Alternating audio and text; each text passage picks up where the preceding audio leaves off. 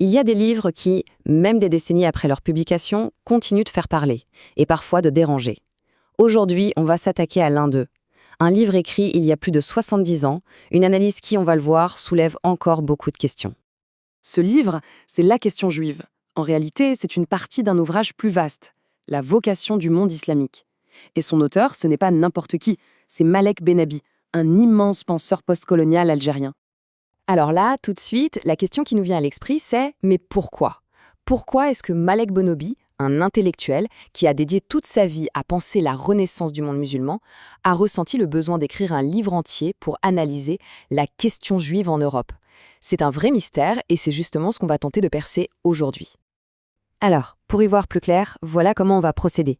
On va d'abord parler du contexte, de l'urgence qui poussait Bennabi, ensuite on plongera dans son idée du secret caché de l'Europe, puis on verra ces fameux archétypes d'influence. Après ça, et c'est crucial, on fera le lien avec le monde islamique, et enfin on essaiera de comprendre quel était son but ultime. Allez, c'est parti. Première étape, l'urgence d'un penseur. Alors, qui est Malek Bennabi? Il faut bien comprendre que c'est une figure absolument centrale de la pensée postcoloniale. Toute son œuvre, mais vraiment toute, tourne autour d'une seule et même obsession. Comment le monde islamique, après des siècles de ce qu'il voyait comme un déclin et après la colonisation, comment ce monde peut-il se réinventer, connaître une renaissance? Et le contexte, le moment où il écrit, c'est la clé de tout. Pensez-y, on est en 1951. La Seconde Guerre mondiale, c'est tout frais, ça vient de finir. Le monde est en pleine reconstruction, un nouvel ordre mondial se dessine. L'État d'Israël vient d'être créé en 1948, et partout en Asie, en Afrique, les mouvements de décolonisation explosent. C'est un monde en ébullition, un vrai tourbillon. Et c'est là, au milieu de tout ça, que Bennabi écrit ce livre. Bon, maintenant qu'on a posé le décor, entrons dans le vif du sujet. Qu'est-ce qu'il dit exactement sur l'Europe? Ce qui est fascinant avec Bennabi, c'est sa méthode. Il ne se contente pas de regarder les événements, les faits bruts. Non, lui, il veut aller voir derrière le rideau. Comme il le dit lui-même, il cherche l'esprit qui se cache derrière les phénomènes. Son truc, c'est de trouver les moteurs invisibles, les forces souterraines qui font vraiment bouger une civilisation. Et ça nous amène à sa thèse principale. Pour Bennabi, c'est simple. Si on veut vraiment piger l'histoire de l'Europe moderne, il faut trouver ce qu'il appelle son secret caché. Une sorte de logiciel interne, un moteur invisible qui a tout façonné, tout déterminé. Ok. Mais alors, c'est quoi ce fameux secret?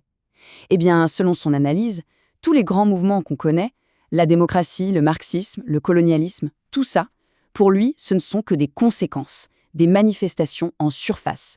La vraie cause, le moteur profond de toute cette dynamique européenne, il pense la trouver dans le rôle historique qu'a joué la diaspora juive en Europe.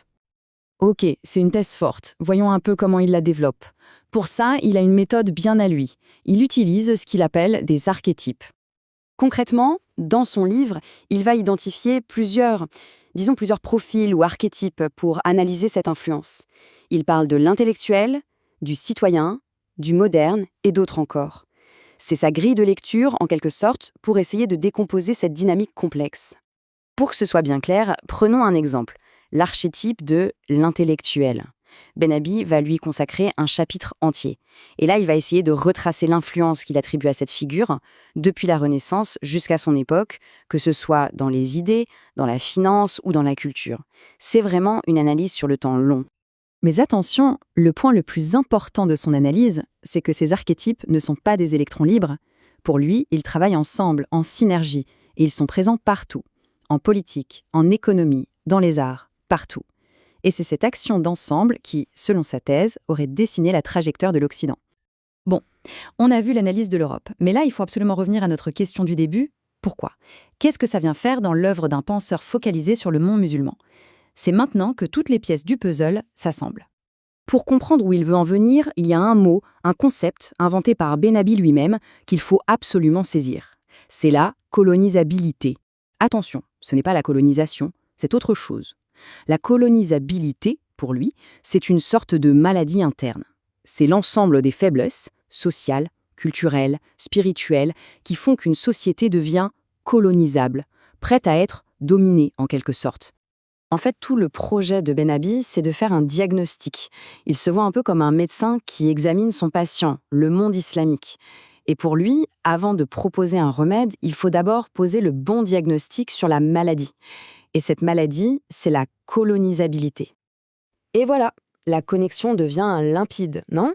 D'un côté, on a le problème qu'il veut résoudre, la colonisabilité, la faiblesse interne du monde musulman, et de l'autre, on a son objet d'étude, le secret caché de l'Europe, c'est-à-dire la mécanique de la puissance qui a colonisé. Pour Benabi, on ne peut pas comprendre l'un sans étudier l'autre. C'est totalement lié. Sa logique est donc très claire. C'est comme en médecine. Pour soigner une maladie, il faut d'abord analyser le virus. Eh bien, pour Benabi, c'est pareil. Pour que le monde islamique puisse guérir de sa colonisabilité, il doit d'abord comprendre comment fonctionne la civilisation qu'il a dominée. Son livre n'est donc pas dans son esprit un livre sur l'Europe, c'est un outil de diagnostic destiné à son propre camp. Et ça nous amène à la conclusion, au but ultime de tout ce travail. Il faut vraiment retenir ça.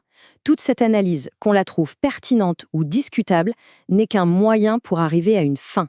Le but ultime, le vrai projet de Benabi, c'était de léguer aux générations futures une sorte de boîte à outils intellectuelle, des outils pour sortir de la stagnation et pour enfin dessiner un nouvel avenir, une nouvelle trajectoire pour sa civilisation. Et il le dit lui-même, sans détour. Son regard est entièrement tourné vers l'avenir, vers la nouvelle génération. L'idée, ce n'est pas de rester bloqué sur le passé, mais de disséquer ces mécanismes pour être capable enfin de construire le futur. Et tout ça, ça nous laisse avec une dernière question, une question pour la réflexion.